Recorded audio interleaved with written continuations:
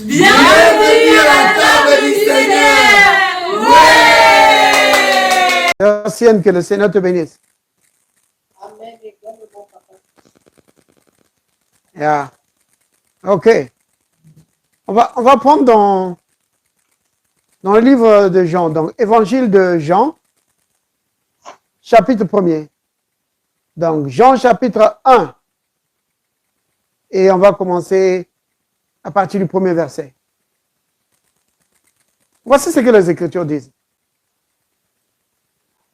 Au commencement était la parole.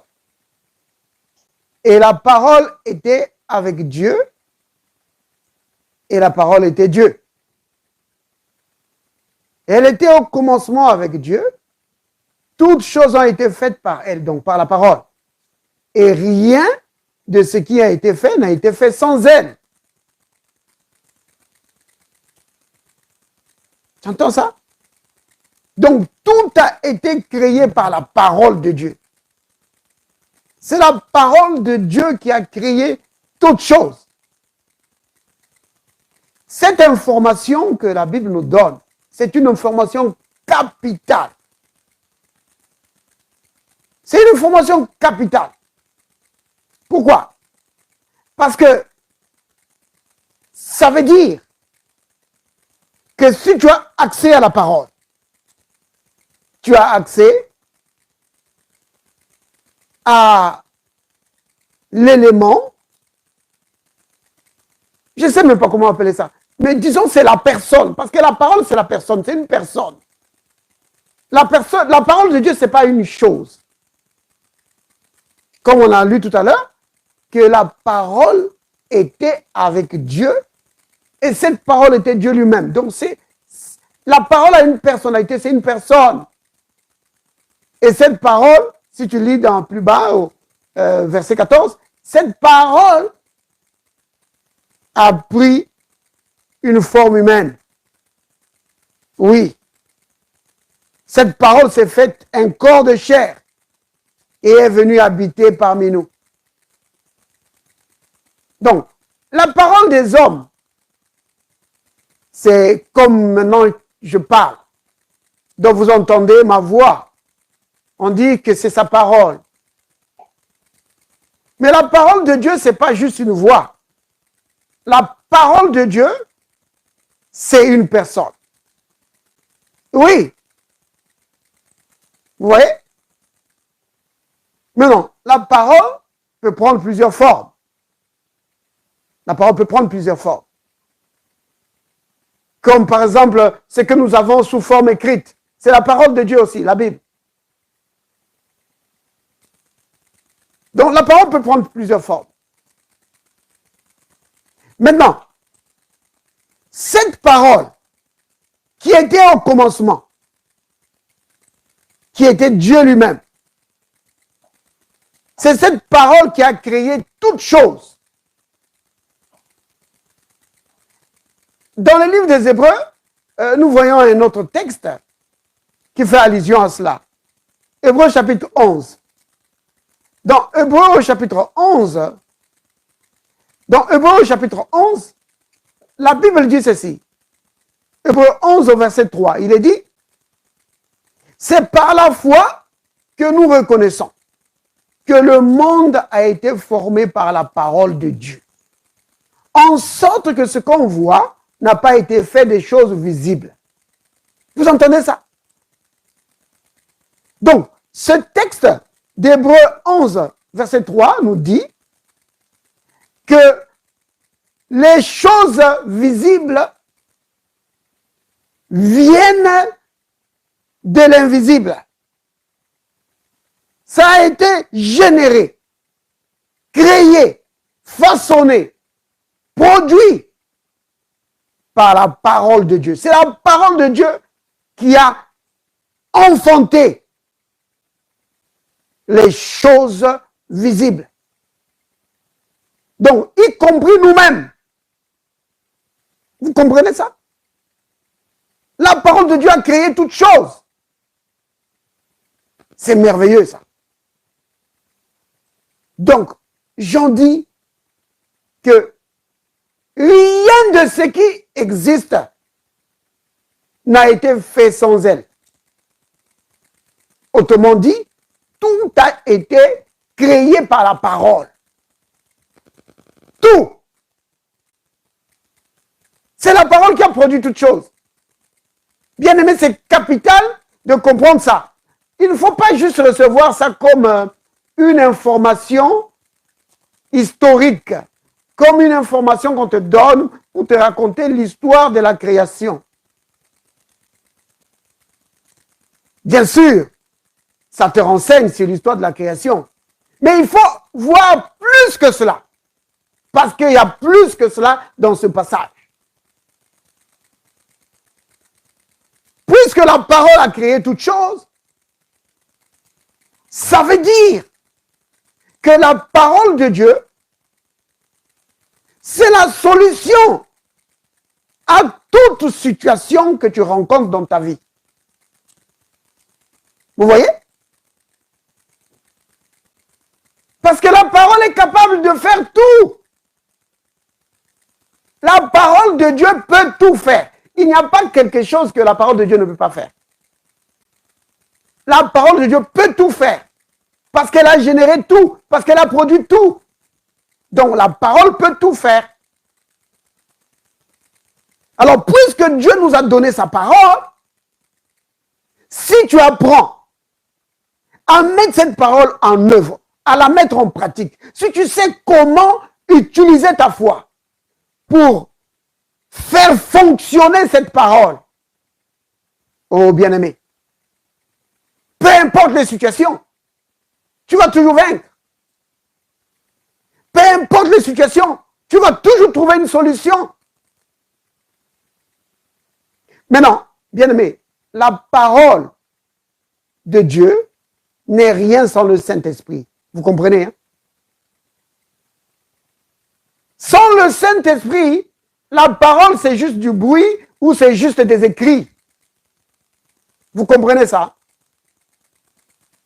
Le Saint-Esprit et la parole sont liés. C'est lié, ça va ensemble.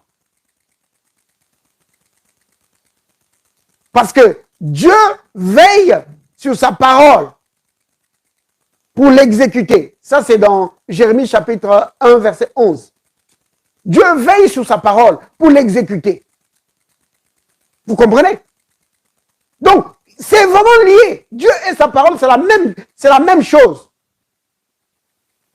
L'Esprit de Dieu va ensemble avec sa parole. Ça veut dire quoi ça?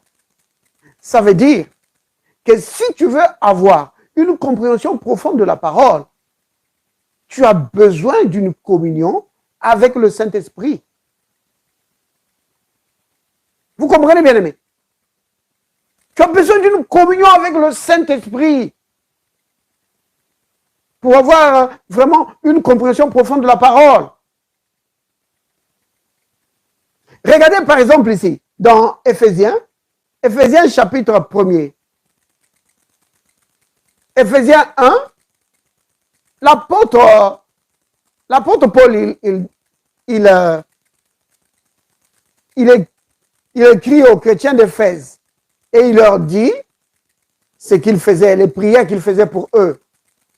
Donc, à partir du verset 15, il dit, c'est pourquoi moi aussi, ayant entendu parler de votre foi au Seigneur, il y a quelqu'un qui veut se connecter.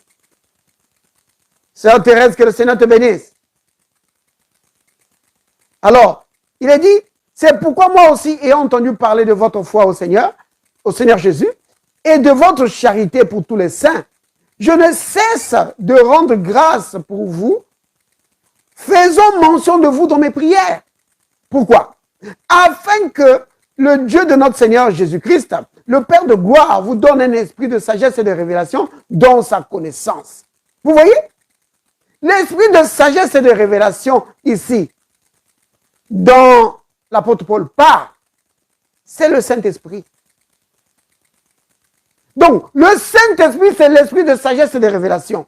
C'est lui qui t'amène une compréhension profonde de la parole. Il te permet de comprendre la parole, il te permet de comprendre les implications de la parole, il te permet de comprendre comment mettre la parole de Dieu en pratique. Parce que c'est souvent là le blocage. Donc, la compréhension, et puis après la compréhension, la mise en pratique.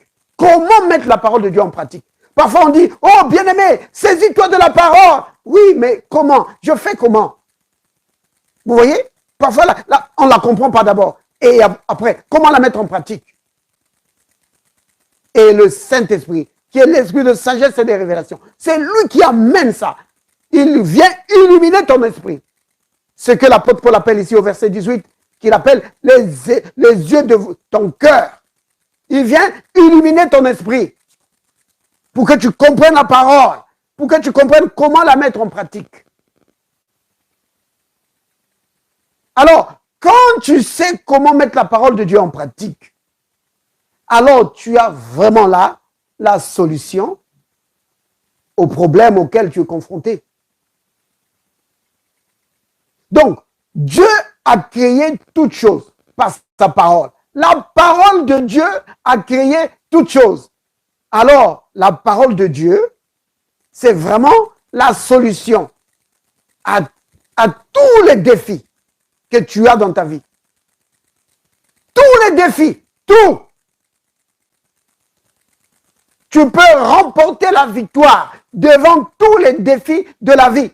Si tu sais comment utiliser la parole de Dieu, si tu sais comment t'appuyer sur la parole de Dieu, tu peux remporter la victoire devant tous les défis de la vie.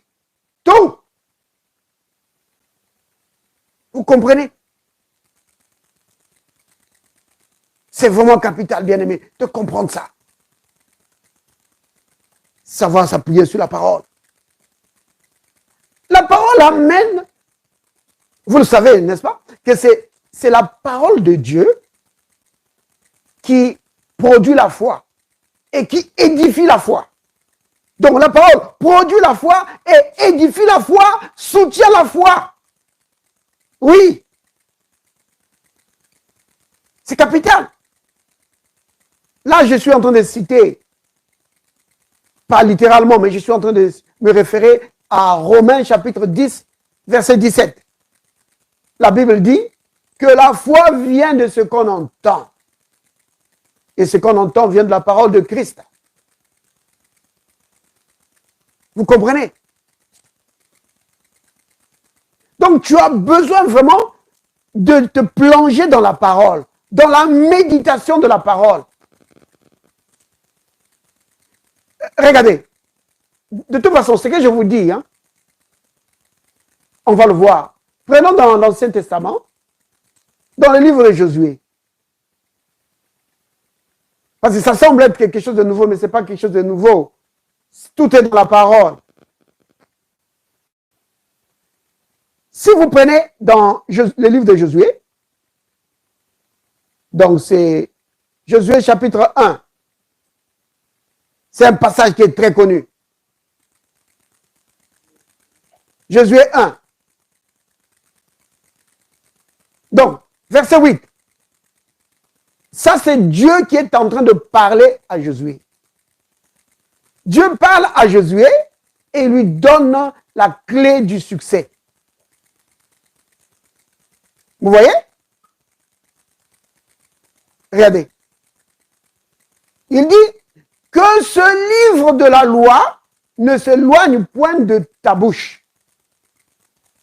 Maintenant, quand Dieu lui dit ce livre de la loi, c'était la parole à leur époque, c'était ça la parole. Vous comprenez? C'était ça qu'ils avaient comme la parole de Dieu. C'était le livre de la loi. Il dit que ce livre de la loi ne s'éloigne point de ta bouche. Vous avez remarqué? Il dit que ça ne s'éloigne pas de ta bouche. Vous comprenez? Ça veut dire que quand tu parles, tu dois parler selon la parole. C'est-à-dire que la parole de Dieu dit que tu es béni. Toi, tu dis je suis béni. La parole de Dieu dit que tu es guéri. Toi, tu dis je suis guéri. Tu ne dis pas, oh, je suis malade, je suis vraiment maudit. Non! Là, tu ne parles pas, là, tu ne gardes pas la parole dans ta bouche. Tu dois garder la parole dans ta bouche. La parole de Dieu, tu es béni. Tu dis, je suis béni. Vous comprenez? Ah, mais frère, moi, je ne vois pas ça. Proclame ce que la parole de Dieu dit. Tu dois garder la parole dans ta bouche. Oui, tu dis, je suis béni. Ma vie est bénie. Mes finances sont bénies. Je suis béni à tous égards. Oui. Regardez.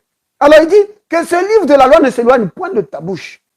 Médite-le jour et nuit. Pourquoi? Pour agir fidèlement, selon tout ce qui est écrit. Quand tu prends du temps dans la méditation de la parole, tu vas voir qu'il y a certaines situations, tu ne sais pas ce qu'il faut faire, tu ne sais pas comment commencer. Mais quand tu médites la parole, l'Esprit de Dieu, le Saint-Esprit, il va te donner de l'inspiration. Tu dis, dans cette situation, fais ça, fais ça. Oui. Vous comprenez? Maintenant, il lui dit que pour y agir selon ce qui est écrit, alors il dit, car c'est alors, donc je suis toujours au verset 8, hein, car c'est alors que tu auras du succès dans tes entreprises. C'est alors que tu réussiras. Vous voyez? Oui. C'est la clé du succès. La parole de Dieu. Maintenant, tu peux dire j'ai la parole de Dieu, mais si tu ne la médites pas, alors c'est comme si tu n'as pas la parole de Dieu. Mais tu dois prendre du temps.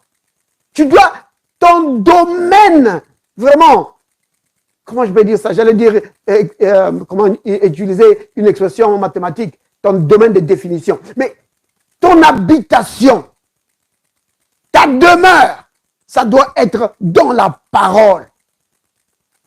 La parole, ce n'est pas seulement le jour où on a une réunion, ou le jour où tu vas à l'église, le jour où tu es avec les... Non, c'est tout le temps. Tu es tout le temps dans la parole.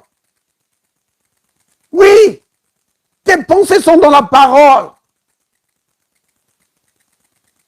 Médite cette parole. Méditer, vous comprenez ce que ça veut dire méditer, hein? C'est que tu tournes tes pensées vers la parole, vers des vérités bibliques. Tu penses à ça. Oui. Et tu commences à les murmurer. Et tu commences à les proclamer de ta bouche. La méditation, c'est tout ça.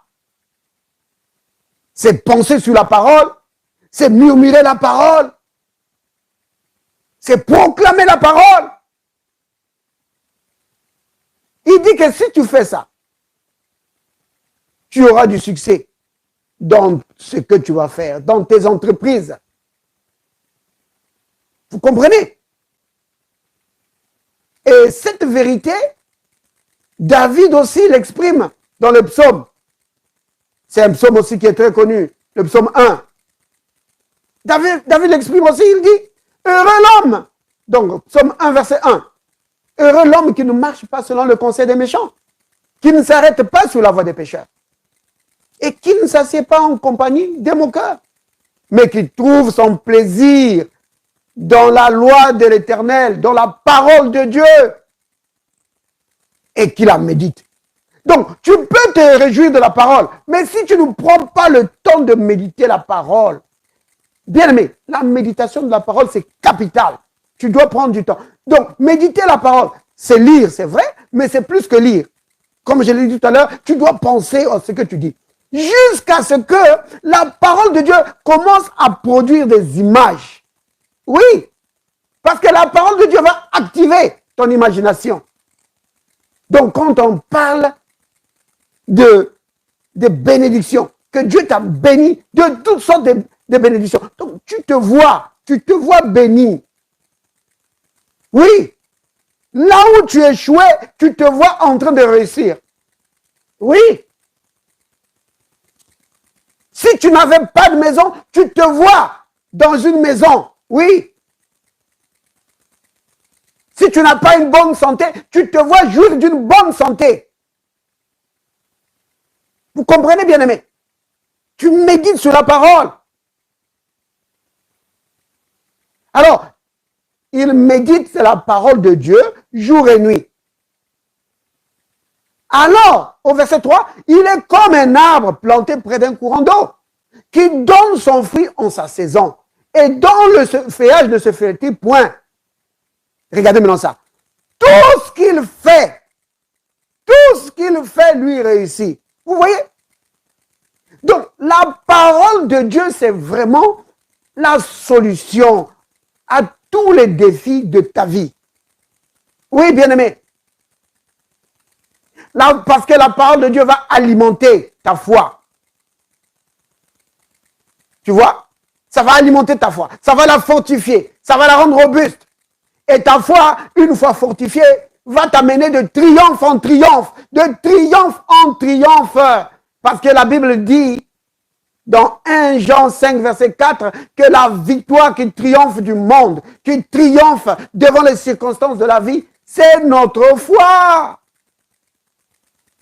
Mais comment ta foi va-t-elle triompher du monde si tu la prives de la parole? Vous comprenez? Parce que, bien aimé, ça c'est une vérité biblique très très importante. C'est un principe biblique très très important. Que la foi qui est privée de la parole, qui est privée de la connaissance de la parole, est très faible. Parce que la foi, la force de la foi, dépend de la connaissance que tu as de la parole. Ça veut dire que là où il y a une foi faible, c'est souvent à cause du manque de connaissance de la parole. C'est souvent à cause de l'ignorance. Oh, là on tombe dans Osée 4, verset 6. Que mon peuple périt. Mon peuple est dans la défaite à cause de son ignorance. Vous voyez, bien-aimé? Donc, la connaissance de la parole, plus tu as de la révélation de la parole, plus ta foi aussi va grandir. Donc, ta foi grandit au fur et à mesure que tu grandis dans la connaissance de la parole. Ta foi dépend vraiment de la connaissance, de la révélation que tu as de la parole. Donc, la parole de Dieu, c'est vraiment la source de ta victoire. Vous comprenez, bien aimé? C'est la solution. La parole, c'est la solution à tous tes défis. Oui. Et avec la parole, tu vas triompher devant l'ennemi. Peu importe les situations. C'est lui qui sait comment utiliser la parole de Dieu va triompher. Oui, il va triompher. Oh, bien aimé, c'est vraiment capital. C'est vraiment capital, ça. Sœur Hélène, que le Seigneur te bénisse. Donc, je suis en train de parler de la parole. Mais on a déjà dit beaucoup de choses. Hein? Donc, je suis en train de parler de la parole de Dieu qui est la solution à tous les problèmes de ta vie. Pourquoi? Parce que Dieu a créé toutes choses avec sa parole. Il a fait tout avec sa parole. Tout. Donc ça veut dire que la parole peut tout faire.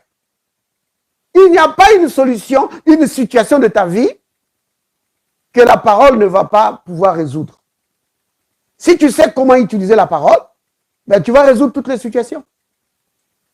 Que ce soit un problème de santé, que ce soit un problème de travail, peu importe le problème, un problème de famille, tu peux résoudre tout avec la parole. Mais il faut savoir comment l'utiliser. Il faut savoir comment t'appuyer sur la parole. Oui, c'est ça. C'est là où vraiment le nœud du problème, c'est là. Savoir comment s'appuyer sur la parole. Parce que les enfants de Dieu souvent ne savent pas comment le faire. Vous voyez? La première chose, comme on a lu tout à l'heure, c'est la méditation de la parole.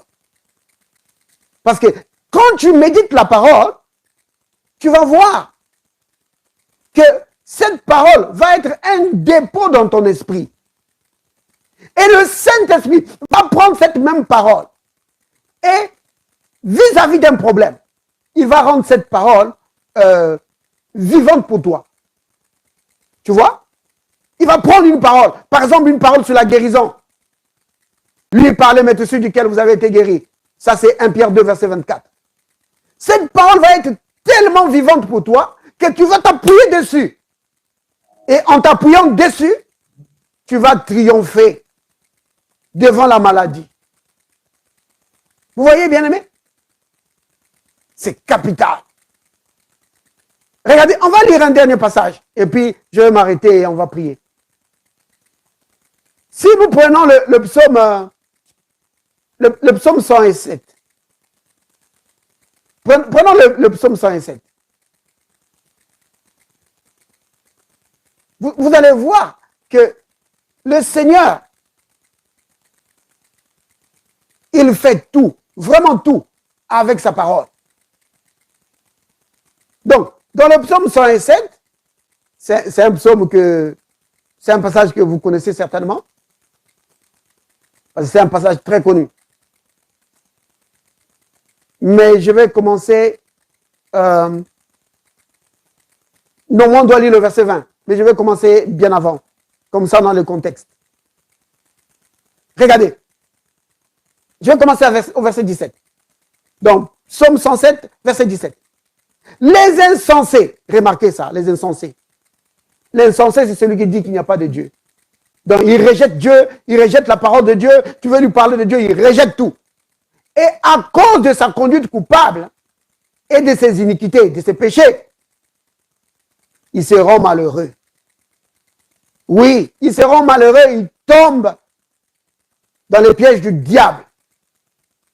Et alors, verset 18, leur âme avait en horreur toute nourriture. Pourquoi? Parce qu'il est maintenant malade. Et il touchait aux portes de la mort. Le diable veut le tuer. Parce qu'il est insensé là, il jetait la parole. Et il est tombé entre les pièges du diable. Verset 19. Dans leur détresse, ils crièrent à l'Éternel. Et l'Éternel dit, c'est bien fait pour vous. Non. Dieu est rempli d'amour. Malgré le fait que cette personne rejetait. Mais quand elle se tourne vers le Seigneur, il se répand. Dieu vient au secours. Qu'est-ce qu'il fait? Verset 19. Il les délivra de leurs angoisses. Ah oui? Qu'est-ce qu'il a fait? Qu'est-ce que Dieu a fait pour les délivrer de leurs angoisses? Mais la réponse est donnée au verset 20. Il envoya sa parole et les guérit. Il les fit échapper de la fosse, de la tombe. Vous voyez? Peu importe les situations, Dieu te donne sa parole. Il dit, voici, prends ma parole et triomphe. Oh, bien-aimé, c'est vraiment important de savoir s'appuyer sur la parole. C'est capital. Oh, béni soit le nom du Seigneur. Nous allons nous arrêter là et nous allons passer vraiment aux requêtes et à la prière. Soyez bénis, bien-aimés. Je vais arrêter le direct et on va passer